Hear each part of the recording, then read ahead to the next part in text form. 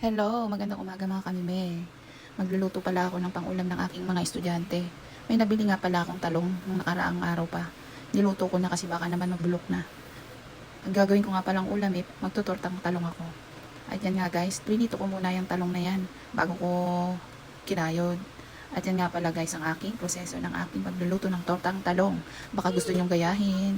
Ay grabe ang panahon ngayon, maulan, kahit maulan may pasok ang mga estudyante. Kawawa naman ang aking mga estudyante. At yan na nga guys, tapos ko na siyang gawin. Ayan, hinalo-halo ko muna yung itlog. Tapos nilagay ko na rin ang talong. O, diba guys, masustansya na ulam para sa ating mga junakis. O, ayan na ang aking tortang talong. At maya-maya nga pala, ready ko na ang aking pagluluto.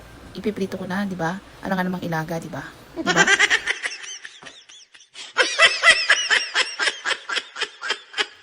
At yan na nga guys, habang piniprito ko yung tortang talong, yan, nagre-ready na rin ako ng pambaon nila dyan, yung pang-snack nila. Yan naman yung pang-ulam nila bago sila pumasok. At yan na nga guys, tamang prito, balik ka rin na natin. At yan, ulala, sarap na yan. Masarap kaya yung tortang talong. Lalo-lalo na sa mga bata, gusto rin nila man ang tortang talong kasi masarap. Ayan na po ang aking tortang talong. Charan!